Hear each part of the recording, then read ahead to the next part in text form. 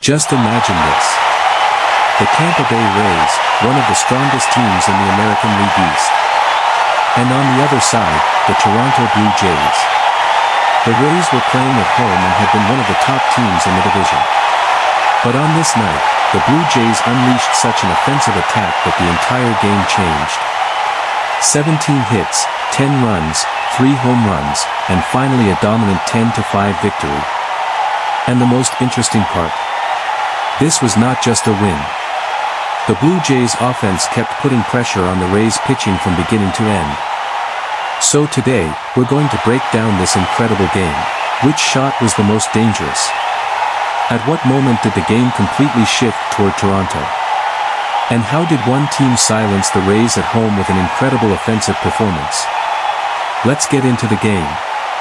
Right from the first inning, the Blue Jays made their intentions clear. This was not a cautious start. Toronto immediately began putting pressure on the scoreboard. They scored 2 runs in the first inning, and the Rays quickly realized that this was not going to be an easy night. Then came the third inning. The Blue Jays scored 2 more runs, and suddenly the score was 4-0. The Rays had still not found a way to take control of the game. And that was the special thing about the Blue Jays' style of play. They weren't relying on just one huge home run. They were constantly putting runners on base. Singles. Extra base hits, home runs, and continuous pressure. The result? 17 team hits. It was the Blue Jays' second highest hit total of the season. Now let's get to the first major moment. First big moment, Alejandro Kirk's home run. Kirk steps into the batter's box. Nick Martinez is on the mound. The pitch comes in. And Kirk doesn't just hit it. He answers with a swing that feels like it could change the entire game. The ball rises high. It carries into the outfield. And then it disappears over the wall. Home run. Kirk's blast gives Toronto even more momentum. But this wasn't just a long hit. It was a statement. It showed that the Blue Jays were ready to attack. And Kirk became one of the biggest offensive contributors of the game. He finished with 3 hits and 3 RBIs, including that important home run. That is what makes Kirk dangerous. He doesn't need to swing at every pitch. He waits for the right pitch. And when he gets it, he attacks. That's the difference between simply swinging hard and actually being a dangerous hitter. But the Rays weren't finished. In the 4th inning, Tampa Bay finally responded. 3 runs came across. Suddenly, the score was 6-3. And for a moment, the momentum seemed to be shifting. You could almost feel the Rays coming back. But the Blue Jays didn't panic. Instead, they attacked again. 2 more runs in the 4th. 2 more in the 5th. And suddenly, the score was 8-3. Every time the Rays tried to fight back, Toronto pushed them even further away. That was the biggest characteristic of the Blue Jays offense that night. And then came the second major moment. Second big moment, Kazuma Okamoto's power hit. Okamoto steps into the batter's box. The pressure is already on the Rays. The pitch comes. And then, swing.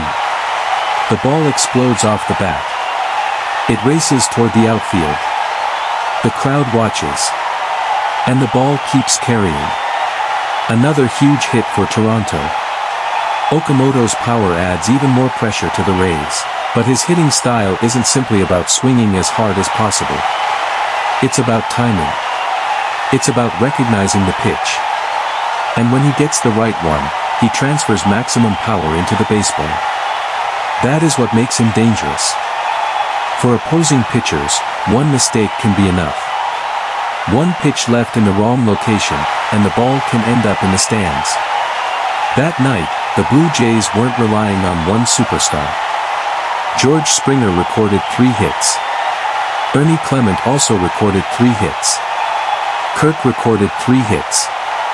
And Josh Smith delivered an important contribution as well. That tells you everything. The entire lineup was working. One hitter reached base. The next hitter moved him forward. Then another hitter brought the runner home. That constant pressure eventually breaks down a pitching staff. And that's exactly what happened. Now we reach the 7th inning. And this is where the third major moment arrives. Third big moment, Josh Smith's 2-run home run. Josh Smith steps into the batter's box. Ernie Clement is on first base. The pitch comes in. Smith swings. The ball shoots toward right field. The outfielder tracks it. But he can't get there. The ball keeps carrying. And it clears the wall. 2-run home run. 2 runners score. And suddenly, the scoreboard reads, 10-3. At that moment, the Rays' path back into the game becomes extremely difficult. That home run was more than another 2 runs. It was the moment that essentially decided the direction of the game. The Blue Jays weren't simply holding a lead. Every time Tampa Bay tried to fight back, Toronto answered with another punch. And that became the key to the victory. The Rays still refused to give up. In the 8th inning, they scored 2 more runs. The score moved to 10-5, but Toronto still had a 5-run advantage. And the Blue Jays' defense also played an important role. Miles Straw made impressive plays in the outfield. A leaping catch. Then a sliding grab. Because baseball isn't only about home runs. One great catch can prevent a run. One walk can change momentum. One single can start a rally. And every small play can eventually become part of a victory. The pitching also deserves attention. Jose Soriano worked 5 2/3 innings. He allowed 3 runs and gave Toronto's powerful offense enough room to take control of the game. On the other side, Nick Martinez struggled. He allowed 6 runs over 3 2/3 innings. The Blue Jays simply kept putting pressure on him. And now, look at the final numbers. Toronto scored 10 runs. Tampa Bay scored 5. Toronto collected 17 hits. Tampa Bay collected 13. The Rays actually had 13 hits. But they couldn't turn those opportunities into runs at the same rate as Toronto. And that is the biggest lesson from this game. It's not just about getting hits. It's about turning opportunities into runs. The Blue Jays kept putting runners on base. They moved those runners. They created scoring opportunities. And when the big moment came, they delivered the extra base hit. That's how 17 hits became 10 runs. Now, let's remember the 3 biggest moments. First, Alejandro Kirk's home run. The shot that showed Toronto's offense was ready to attack. Second, Kazuma Okamoto's power hit.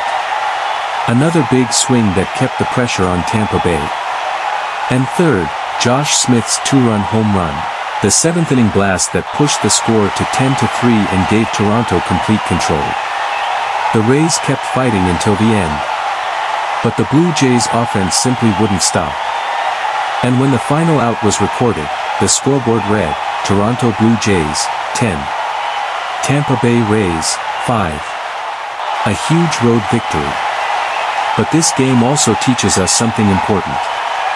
A great team isn't always the team with just one superstar. Sometimes the catcher delivers.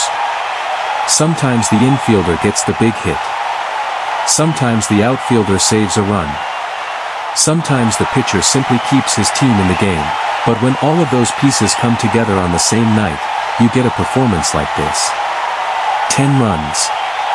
17 hits. 3 home runs. And a dominant victory on the road.